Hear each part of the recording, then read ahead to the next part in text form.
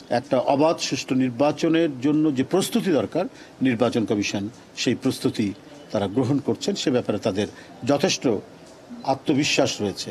নির্বাচন যে হবে সে হওয়ার ক্ষেত্রে এর যে অবাধ সুষ্ঠু নির্বাচনের বিষয় তো আমাদের এখনো সংশয় রয়েছে। বক্তব্যগুলো শুনলাম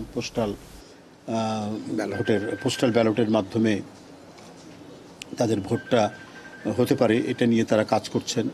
এই বিষয়গুলো আমরা সেখানে আলোচনা হয়েছে।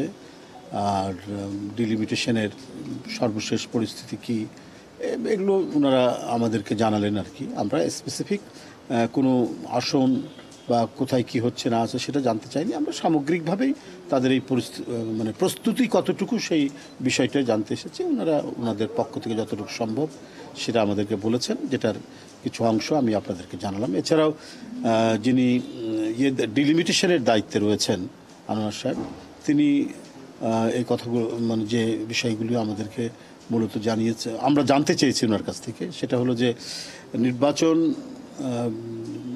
যে হবে সে হওয়ার ক্ষেত্রে এর যে অবাধ সুষ্ঠু নির্বাচনের বিষয় তো আমাদের এখনও সংশয় রয়েছে, যে আসলে এটা কতটুকু হওয়া সম্ভব বা কতটুকু করা যায়, এই নির্বাচন কমিশনের সেই সক্ষমতা রয়েছে কিনা। সেই বিষয়গুলিও আমরা দুজন ওখানে ছিলাম, সেটা আমরা প্রশ্ন করেছি, তাদের কাছে জানতে চেয়েছি। তারা পূর্ণাঙ্গ প্রস্তুতির কথা বলেছেন, কিন্তু আমরা এও জানি যে প্রশাসনের বিভিন্ন স্তরে, এটাও তো একটা প্রশাসন, যদিও একটা ইন্ডিপেন্ডেন্ট বডি, এটা রাষ্ট্রের একটি স্বাধীন সত্তা, কিন্তু বিভিন্ন স্তরে স্তরে দোসররা বসে আছে।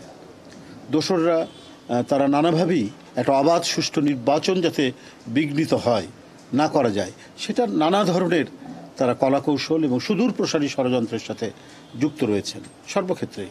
আপনার সিভিল প্রশাসন বলুন, সেখানেও যেমন রয়েছে, অনেক ঘটনায় দেখছি অনেক কিছুই হচ্ছে।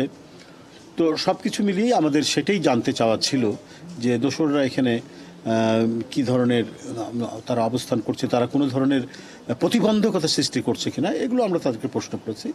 তিনি বলেছেন যে না, আমরা সব কিছু বিবেচনা করে সব কিছু দেখে শুনে যাতে স্বচ্ছতার ক্ষেত্রে একটা মানে ট্রান্সপারেন্সির ক্ষেত্রে কোনো ধরনের যাতে কোনো বিঘ্ন না ঘটে, কোনো ধরনের কোনো কালিমা যাতে লিপ্ত না হয়, সে ব্যাপারটা তারা সুচারুভাবে তারা দেখছেন।